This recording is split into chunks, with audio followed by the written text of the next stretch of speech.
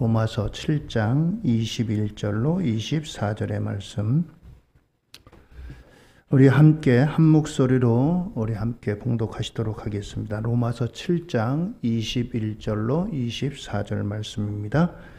그러므로 내가 한 법을 깨달았노니 곧 선을 행하기를 원하는 나에게 악이 함께 있는 것이로다.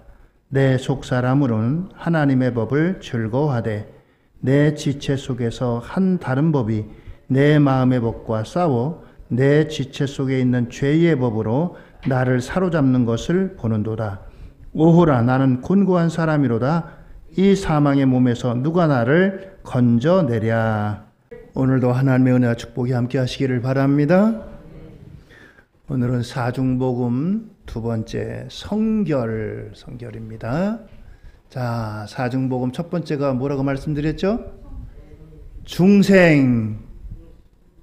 중생입니다. 다시 한번.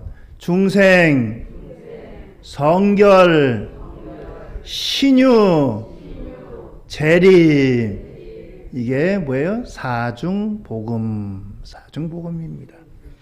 예. 지난주에 중생에 대해서 말씀을 드렸어요. 오늘은 두 번째로 성결. 성결이 뭡니까? 거룩하고 깨끗한 거. 자, 우리 교단의 헌법에 우리 교회, 성결교회의 목적이 뭐냐? 이렇게 나와 있습니다. 한번 보여주세요. 국내외에 그리스도의 복음을 전파하여 모든 영혼들을 구원하며 모든 성도에게 성결의 은혜, 즉 성령 세례를 전하여 교회로 하여금 거룩되게 하기를 힘쓴다. 이게 우리 성결교회를 세운 목적입니다.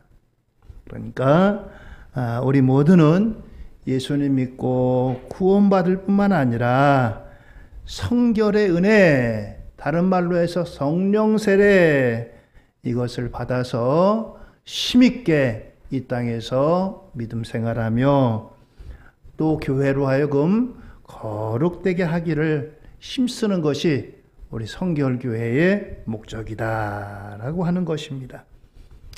자, 우리 성결교회가 왜 성결교회냐? 성결의 은혜를 강조하기 때문이. 장로교회는 왜 장로교회냐면 장로 정치라고 하는 그것이 주된 이제 큰 이슈가 돼서 장로교회입니다. 감리교회는 감리하는 거예요. 다른 말로 하면 감독한다 그럴까요? 치리한다고 할까요? 그렇기 때문에 감리교회입니다. 그러니까 교회 정치의 색깔에 따라서 장로교, 감리교가 되는 거예요. 그런데 우리 성결교단은 뭐 이런 정치 색깔이 아니라 우리 하나님께서 우리에게 주시는 은혜 가운데 성결의 은혜를 우리가 믿고 성결의 은혜를 받고 성결의 은혜를 전하는 것이 우리 성결교회의 가장 큰 특색입니다. 그래서 성결교회인 거예요. 자, 우리가 그래서 오늘 성결이 이제 은혜가 성결이 도대체 뭐냐? 왜 성결의 은혜를 받아야 되느냐? 이와 같은 것들을 중점적으로 말씀드리려고 합니다. 이 세상에 있는 것들은 각자 다 목적이 있습니다. 건물들도 각기 목적이 있죠. 우리 주변에 보면 병원이 있고 경찰서도 있고 도서관도 있고 학교도 있고 뭐 식당도 있고 여러 가지가 있잖아요. 그 건물들은 각기 목적에 따라서 지어졌습니다. 병원은 무엇을 위해서 지어졌을까요? 어떻게 하면 환자들을 잘 치료할까? 그것이 병원을 지은 목적 아니겠어요? 그래서 병원은 그런 용도로 짓고 또 병원을 찾아가면은 우리 몸을 치료하고 회복하는데 이제 좀 더 적합하게 그런 목적으로 지어졌습니다. 그런가 하면 경찰서도 그렇고 도서관도 그렇고 각기 목적에 맞게 그 건물들을 다 지어줬습니다. 이 땅에 교회들이 많은데 하나님께서 성결교회를 이 땅에 허락하신 것은 앞에 말씀드렸듯이 성결의 은혜를 받고 성결의 은혜를 전하고 성결의 은혜를 유지하고 이것이 성결교회를 세우신 목적인 것입니다. 그렇기 때문에 오늘 저와 여러분도 우리가 오늘 이 성결의 은혜가 뭔가, 왜 은혜를 받아야 되는가, 이와 같은 것들을 우리가 꼭 기억해야 되는 것입니다. 첫 번째, 성결의 은혜를 왜 받아야 되느냐? 예수님을 믿지만 마음속에 남아있는 죄의 쓴 뿌리를 제거하기 위해서 성결의 은혜를 받아야 된다라고 하는 것입니다. 우리가 예수님을 믿고 그러면 참 구세주로 영접하고, 나는 이제 하나님의 자녀가 됐어, 나는 이제 천국 간대, 우리 마음속에 기쁨이 있잖아요, 소망이 있잖아요. 자, 그런데 우리가 곧바로 그렇다고 해서 천국으로 슝 하고 올라갑니까? 우리가 이 땅에 여전히 두 발을 딛고 이 땅에서 숨을 쉬고 이 땅에서 내가 해야 할 일이 있고 이 땅에서 만나야 될 사람, 여러 부딪혀야 될 사람이 있잖아요. 여전히 우리가 이 땅에서 살아가는 거예요. 자, 그런데 이렇게 살아가면서 이제 내가 예수님 믿어서 구원받았다라고 하는 이런 마음에 확신이 있고 믿음이 있지만, 이 땅에 살아가면서 내가 그렇다고 해서 옛날과 전혀 다르게 죄 없이 죄를 안 짓고 그렇게 살아가느냐? 어떻습니까, 여러분들? 내가 예수님 믿고서 한 번도 그렇게 죄 없이 그렇게 살아오셨어요, 여태까지? 여전히 우리가 이 땅에 발을 딛고 이 땅에서 공기를 호흡하면서 살아가면서 나는 연약한 사람이구나, 뭐 이런 것들을 이런저런 일로 인해서 우리가 발견하게 됩니다. 왜 그렇습니까? 그것이 바로 죄의 쓴 뿌리가 남아있기 때문이라는 거예요. 죄의 쓴 뿌리가 남아 있어가지고 마음속에 이제 버려야 할 탐욕이 아직 남아있고, 또 그리고 여러 가지 인내하지 못하고 때로는 사랑하지 못하고 해야 하지 않을 이와 같은 혈기도 나타내고 이런 것들이 나온다는 것입니다.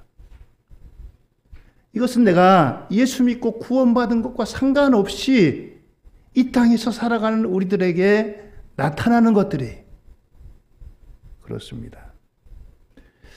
그러다 보니까 어떤 때는 도대체 내가 예수님 믿는다는 게 뭐야?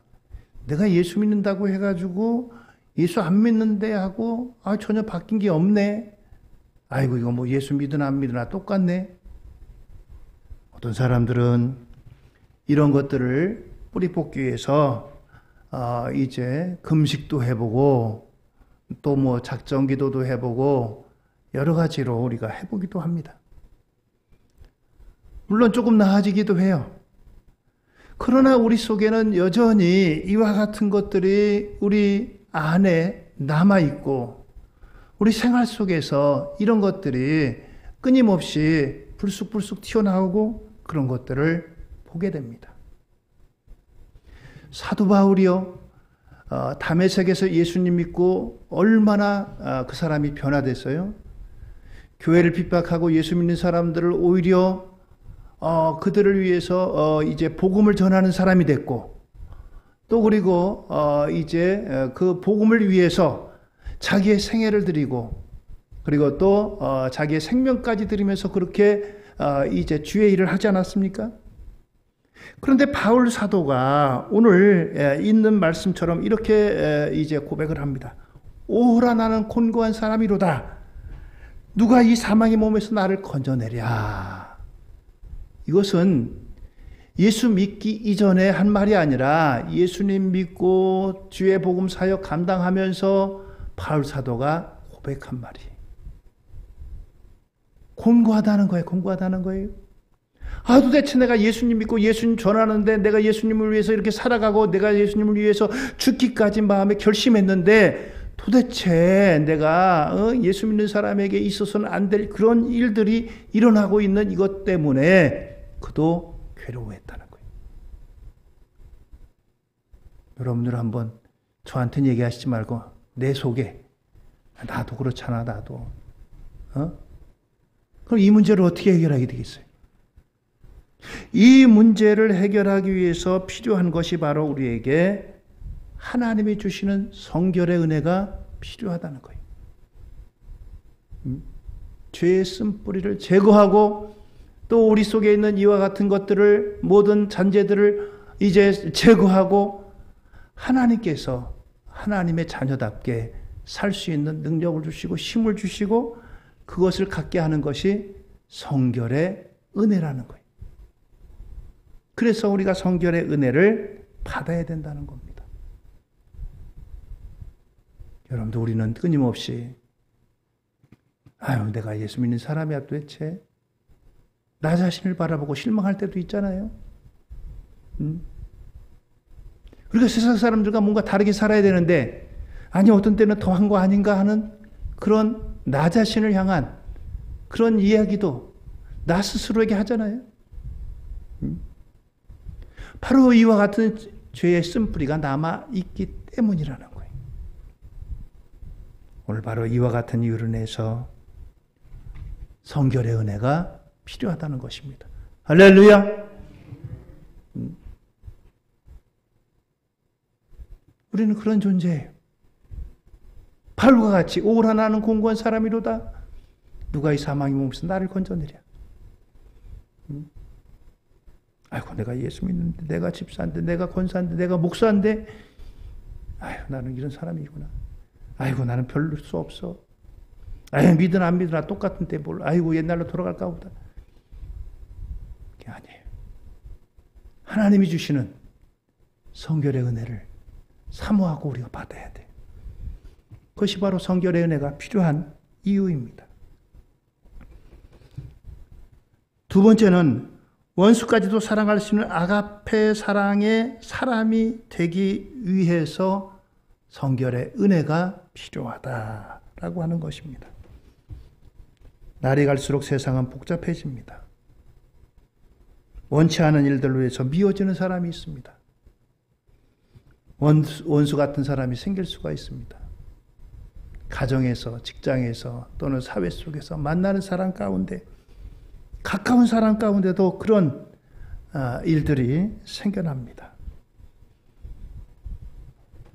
사랑의 하나님은 사도 바울을 통해서 믿음, 소망, 사랑 이 세 가지는 항상 있을 것인데 그 중에 제일은 사랑이라 라고 말씀했는데 하나님도 우리 사랑하시니까 나도 사랑해야지. 머릿속으로는 그렇게 우리가 알고 있어요. 사랑해야지. 그런데 이 마음 깊은 곳까지도 그래 당신 나한테 그렇게 했지만 내가 당신하고 똑같아야 되겠어. 내가 다 당신 용서한다. 당신 다 사랑해 내가 다 품을게. 이러면 얼마나 좋겠어요? 말씀도 많이 듣고 성경 공부를 통해서 듣기도 많이 하고 또 설교 시간을 통해서도 수없이 많이 듣습니다. 전하기도 하고요. 근데 이게 안 돼. 마땅히 돼야 되는데 마땅히 안 돼.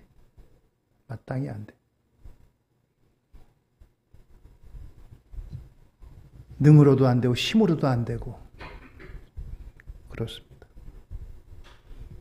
바로 이와 같은 이유로 성결의 은혜를 받아야 된다는 거예요. 내 의지로도 안 됩니다. 내 의지로도. 용서해야지, 사랑해야지. 근데 얼굴만 보면 또 속에 솟아나. 서운한 거 생각나고 미운 거 생각나고 이런 것이 끊임없이 들어요.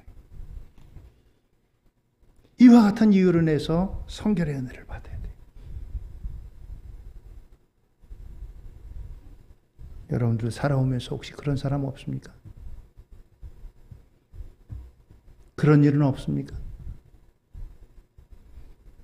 내 힘으로 안 되는 게 정상이에요. 내 힘으로 된다면 뭐 얼마나 천국이 되겠어요? 바로 이것 때문에 성결의 은혜가 필요한 겁니다. 성결의 은혜가. 세 번째는 마지막 날에 예수님을 만나볼 수 있는 사람이 되기 위해서 성결의 은혜를 받아야 된다라고 하는 겁니다. 히브리서 12장 14절 말씀입니다. 우리 같이 한번 읽습니다. 모든 사람과 더불어 화평함과 거룩함을 따르라. 이것이 없이는 아무도 주를 보지 못하리라. 아멘. 모든 사람과 더불어, 모든 사람과 더불어는 나를 둘러싸고 있는 모든 사람, 그렇습니다. 나를 좋아하고 지지하는 사람, 나를 늘 기뻐하는 사람, 나의 친한 사람, 그런 사람은 물론이고, 그렇지 않고 혹시 나를 미워하거나 나를 적대시하거나 원수같이 여기는 그 사람일지라도 모두와 더불어 화평함과 거룩함을 따르라. 이것이 없이는 아무도 주를 보지 못하리라. 주를 보지 못한다. 그렇습니다. 여기 이것이 없이는, 이것은 바로 거룩함을 말합니다. 거룩함을 말해요. 거룩함이 없이는 아무도 주를 만나지 못하리라. 그렇습니다. 마음을 거룩하게 하려면 다른 게 없습니다. 옷을 깨끗하게 하려면 세제를 넣고 빨래를 돌려야 되겠죠? 빨래를 해야 됩니다.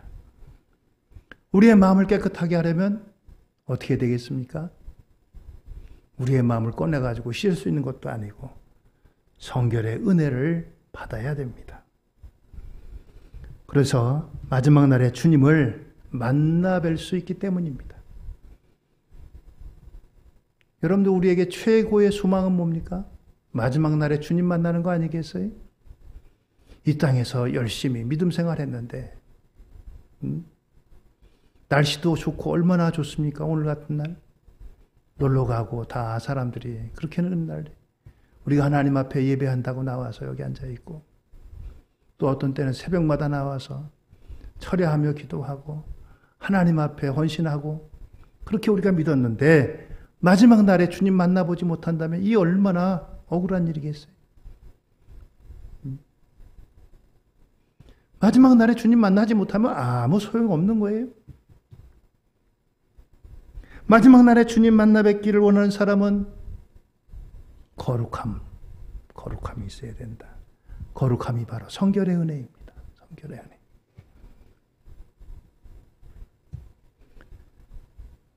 더 나아가서 네 번째는 시험과 유혹에서 죄와 싸워 이기기 위해서라고 하는 것입니다. 여러분들, 우리가 예수님 믿고 구원받았다고 중생 거듭났다고 해서 죄라는 것이 멀리 사라지고 아무 죄도 없이 그렇게 우리가 살아가는 거 아니잖아요. 우리 주변에 여전히 우리를 유혹하는 것들이 얼마나 많은지 알 수 없습니다. 오히려 옛날보다 더 많아질 수도 있어요. 옛날에는 아무렇지도 않게 여겼는데 예수님 믿고 성경 보고 말씀 듣다 보니까 이것이 죄구나, 이것도 죄구나, 이런 것들을 우리가 분별하게 돼요.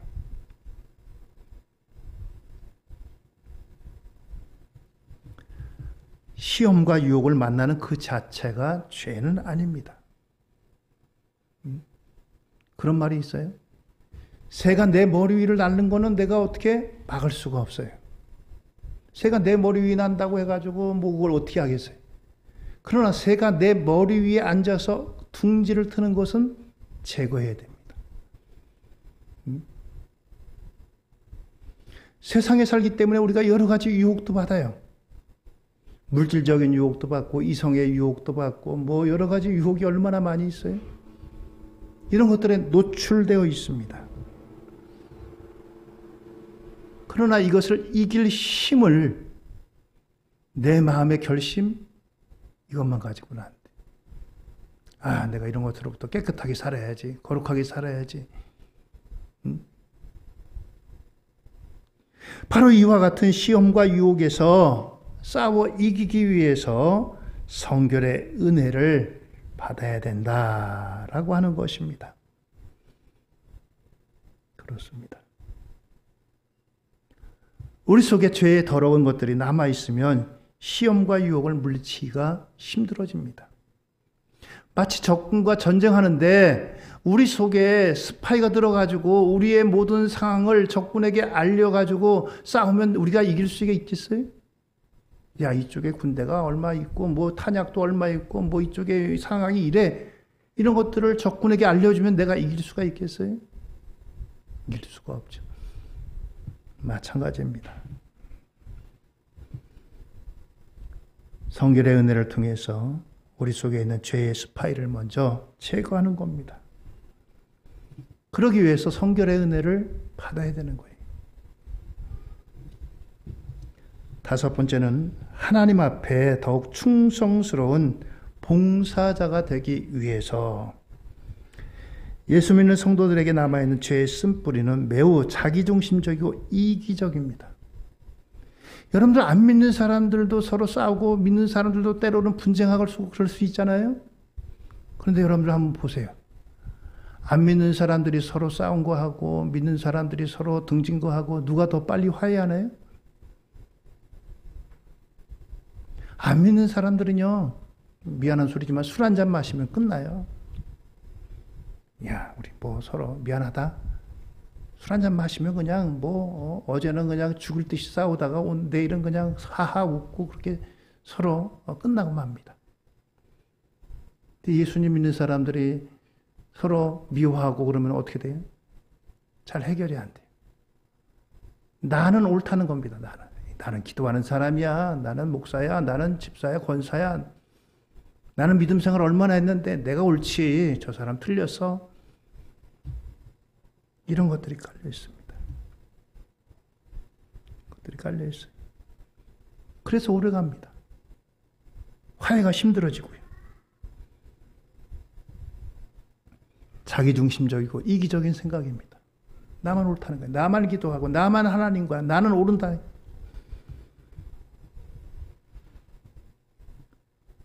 하나님 앞에 끝까지 충성하고 봉사하는 일에 인색하기 쉽고 온전한 헌신을 하기가 어려워집니다.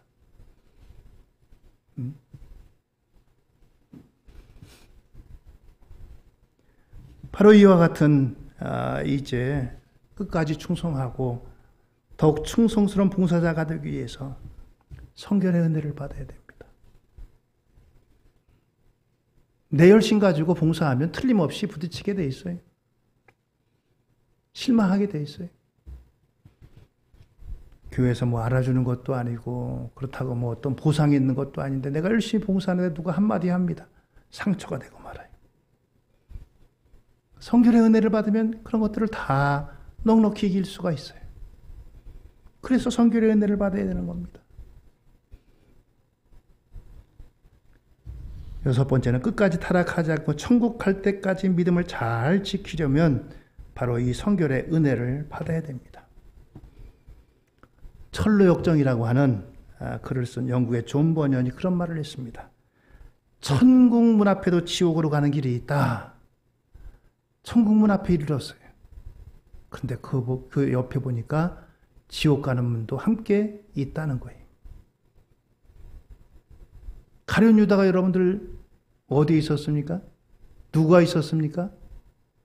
예수님과 함께 있었어요. 예수님과 함께 있었습니다. 그렇습니다.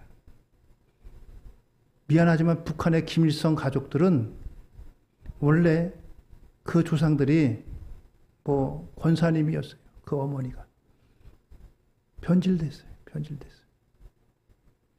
성경에 있는 십계명이라든가 이런 것들을 전부 김일성으로 바꿨어요. 하나님 대신에 김일성으로 바꿨어요. 북한은 공산주의 국가가 아니고 김일성주의 국가입니다. 김일성주의 국가예요. 김일성이 하나님 자리에 있어요. 변질됐어요. 그의 작은 아버님과 누구도 목사도 있어요. 그 집안에. 스탈린도 신학생이었어요. 소련의 스탈린도. 여러분, 우리가 이 땅에 살아가면서 크고 작은 일 얼마나 많이 있어요? 희노애락이 얼마나 많이 있습니까? 우리의 믿음은 끝까지 지켜야 됩니다. 끝까지. 끝날 때까지 끝나지 않았다라고 하는 말이 있잖아요. 끝날 때까지 끝난 게 아니에요. 마지막까지.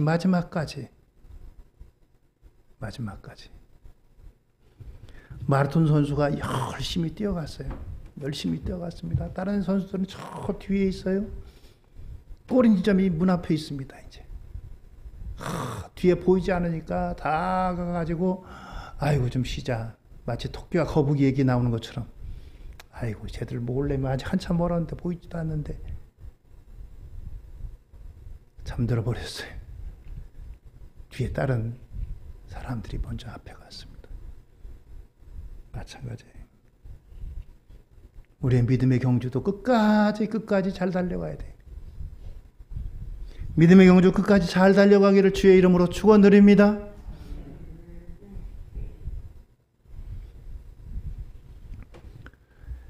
여러분들에게 우리 성결교회의 성결이 존 웨슬레라고 하는 그 이제 목사님에 의해서 시작이 됐어요. 그림 좀 보세요. 이분입니다.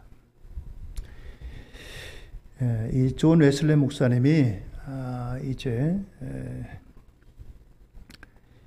미국에서 선교사로 갔다 올 만큼 그만큼 열정도 있었고 공부도 많이 했고 또 이제 여러 가지로 많은 활동을 했습니다.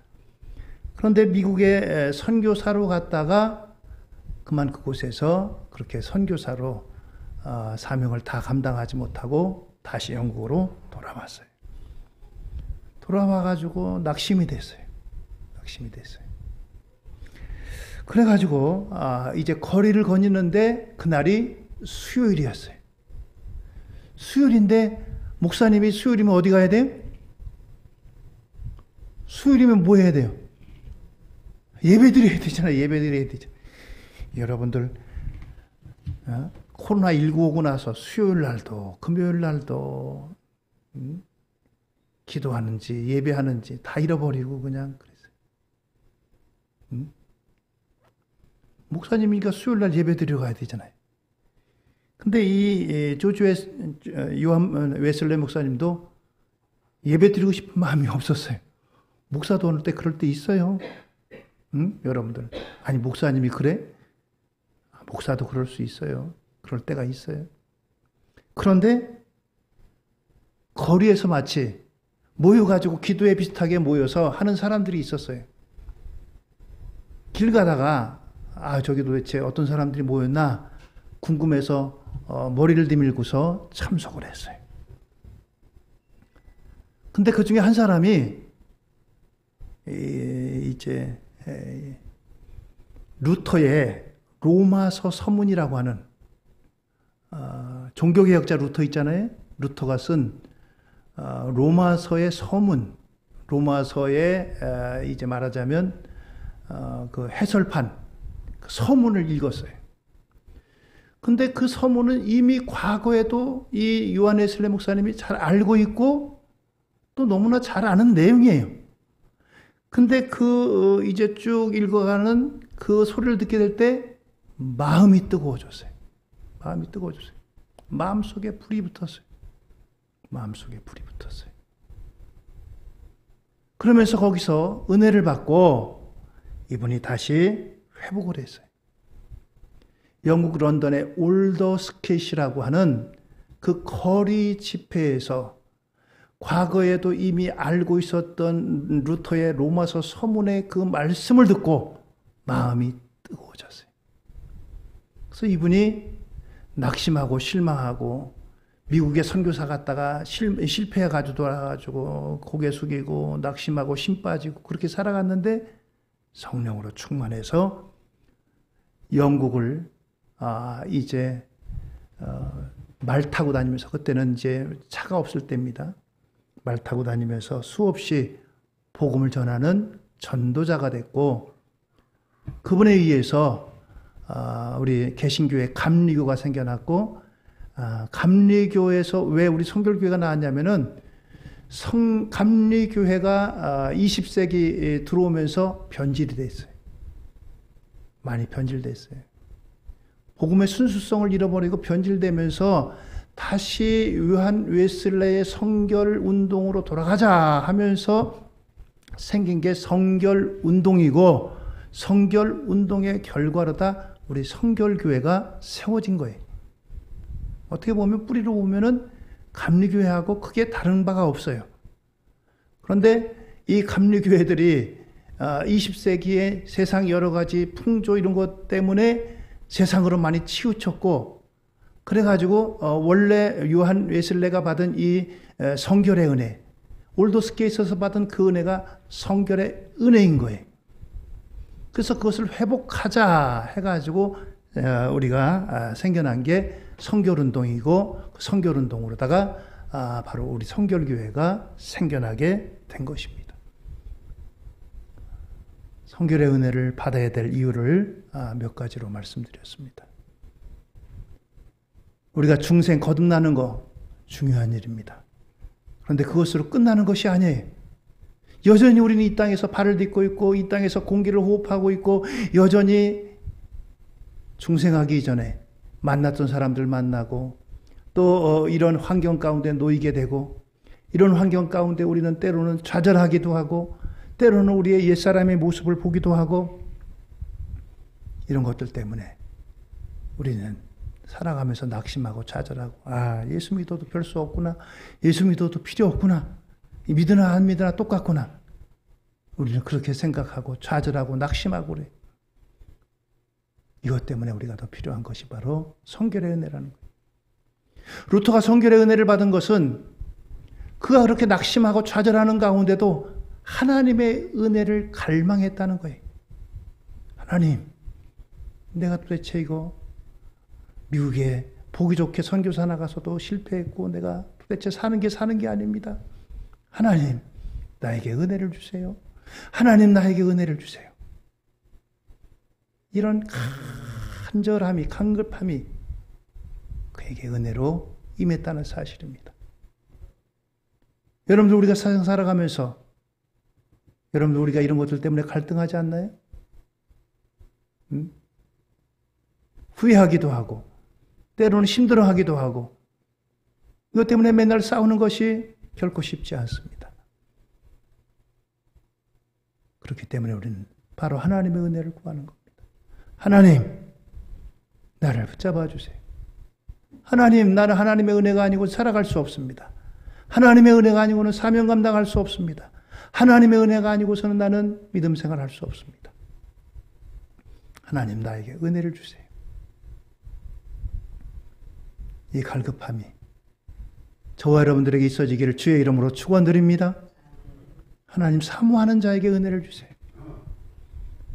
요한 웨슬레가 이미 과거에도 그 내용을 몰라서 은혜 받은 게 아니에요. 그 내용은 이미 과거에도 머릿속으로 알고 있었던 거예요. 그럼에도 불구하고 거기 낭독하는 사람이 기가 막힌 성우가 와서 낭독했기 때문에 은혜가 된 것도 아니고, 하나님께서 은혜 부어주신 거예요. 그렇습니다. 오늘 저와 여러분들은 살아가는 우리의 삶 가운데 하나님 앞에 이 성결의 은혜를 사모하고 갈급함으로 구하시는 우리 모두가 되기를 주의 이름으로 축원드립니다. 갈급한 심령에 하나님께서 은혜를 주세요. 목마른 사람이 물을 마실 때 그 물의 진가를 알지요. 하나님이 은혜를 주셔도, 은혜를 사모하지 않는 자에게 줘도 그건 은혜가 될 수가 없어요. 하나님의 은혜를 사모하는 사람이 그 은혜를 주실 때 정말 그것이 큰 은혜고 기쁨이고 감사고 놀라운 역사고 그렇게 나타나는 거예요. 사중복음 두 번째는 바로 성결의 은혜입니다. 성결의 은혜가 오늘 우리 심령과 가정 위에 충만하기를 예수님의 이름으로 축원드립니다. 할렐루야. 우리 이 시간 잠깐 같이 기도하기를 원합니다.